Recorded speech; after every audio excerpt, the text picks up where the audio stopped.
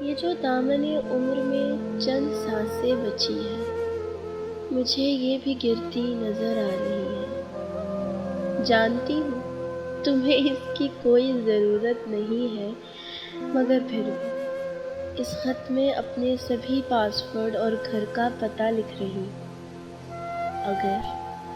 اگر تم میرے بعد آؤ تو اس گھر کی رونق سے ہو کے ذرا میرے ویران کمرے میں جانا۔ وہاں فلسفے کی کتابوں کے پیچھے ہرے رنگ کا ایک فولڈر پڑا ہے، اسے کھولو۔ اس میں برسوں پرانے تمہارے سبھی خط پڑے ہیں۔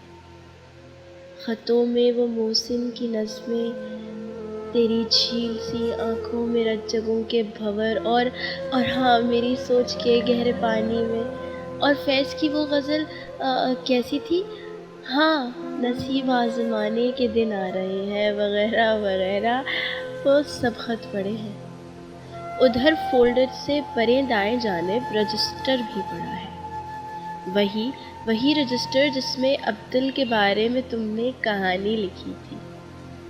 کہانی کے صفحوں میں گجرے جو اب سرمئی ہو گئے ہیں پڑے ہیں، کہیں پھول کی پتیاں بھی پڑی ہیں، اسی میں کہیں ٹوٹی مالا کے موتی، مگر مالا تو کبھی میں نے پہنی ہی نہیں تھی، تو پھر کیسے ٹوٹی؟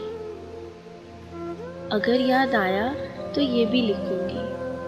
وہیں پیچھے ایک ٹی سی ایس کا بڑا سا جو ڈبہ پڑا ہے نا، وہاں 17 رنگوں کی وہ چوڑیاں ہیں کہ جب میں نے تم سے کہا تھا مجھے چوڑیاں بوجھ لگتی ہیں تو تم نے اگلے ہی دن بھیج دی تھی۔ اسے کھولنا مت، کہ وہ تم سے شرمندہ ہوں گی۔ کبھی میں نے پہنی جو نہیں ہے، کیونکہ وعدہ تو یہی تھا کہ تم اپنے ہاتھوں سے ہاں چلو چھوڑ۔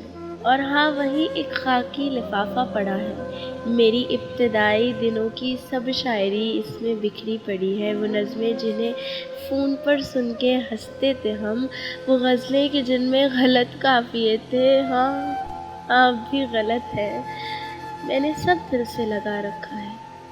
میرے ہاتھ پر ہاتھ رکھو ذرا، اور یہ وعدہ کرو تم یہ سب اپنے دل سے لگا کے رکھو گے۔ تمہیں آخری بار جی بھر کے دیکھوں یہ جی چاہتا ہے، مگر میری جاں اب یہ ممکن نہیں ہے۔ تمہیں یاد ہے نا کہ 2 سال پہلے دسمبر کی وہ 8ویں شام تھی؟